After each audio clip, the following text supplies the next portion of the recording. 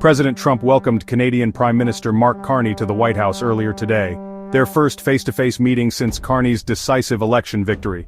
The optics of the meeting, two world leaders, the flags of both nations on full display, the handshakes for the cameras, it all projected a sense of unity and shared purpose.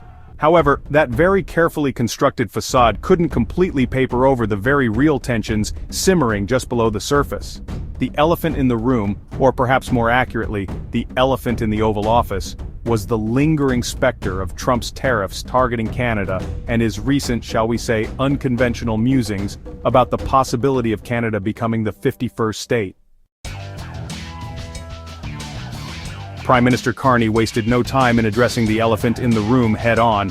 In no uncertain terms, he firmly, and some might say rather pointedly, rejected any notion of Canada trading in its maple leaf flag for a star-spangled banner. Carney, known for his measured demeanor and diplomatic tact, didn't mince words. He emphasized the long-standing partnership between Canada and the United States, a bond built on mutual respect, shared values, and a history of close cooperation on countless fronts. He stressed that Canada is not, nor will it ever be, on the market for statehood. A bold statement, delivered with the kind of quiet confidence that speaks volumes. It was a clear and unambiguous message to President Trump, and indeed to the world, that Canada values its sovereignty and its unique identity. Shifting gears from the subject of Canada's future, or lack thereof, as America's 51st state, President Trump pivoted to the ongoing conflict in Yemen. In a rather unexpected announcement, Trump revealed that the Houthi rebels, who have been locked in a brutal war with a Saudi-led coalition backed by the United States, have expressed a desire to lay down their arms and pursue a peaceful resolution to the conflict. Trump went on to state that this development has led to a pause in U.S. airstrikes against Houthi targets. This revelation, delivered somewhat casually in the midst of the press conference, has sent ripples through the international community. The conflict in Yemen, often referred to as the world's worst humanitarian crisis, has raged for years, claiming countless lives and displacing millions. Adding another layer of intrigue to an already eventful meeting, President Trump raised eyebrows when he seemed to cast doubt on the necessity of the United States-Mexico-Canada agreement, better known as the USMCA. This trade deal, painstakingly negotiated and ultimately signed by all three countries, was intended to replace the North American Free Trade Agreement, or NAFTA.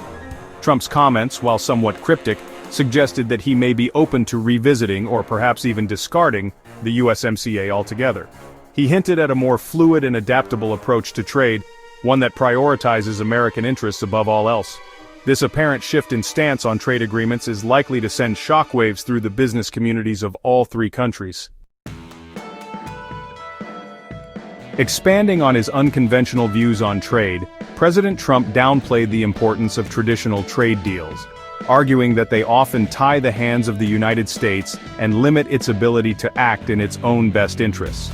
He painted a picture of a world in which the United States engages in bilateral agreements tailored to specific needs and circumstances, rather than being bound by the constraints of multilateral pacts. This philosophy, which prioritizes flexibility and adaptability over long-standing norms and established frameworks, is a hallmark of the Trump administration's approach to international relations. It remains to be seen how this approach will play out in the long run, but one thing is certain. The rules of the game, at least as far as the United States is concerned, are changing rapidly. Despite the lingering trade tensions and the rather awkward elephant in the room regarding Canada's potential statehood, President Trump struck a surprisingly cordial tone throughout the meeting with Prime Minister Carney. This stood in stark contrast to the often contentious relationship Trump had with Carney's predecessor. Trump even went so far as to praise Carney's recent election victory, a gesture widely seen as an attempt to reset the relationship between the two leaders. Whether this newfound warmth translates into concrete policy changes remains to be seen. However, the optics of the meeting suggest a desire, at least on the surface, for a more constructive and less adversarial relationship between the United States and Canada. So, what can we glean from this meeting of the minds?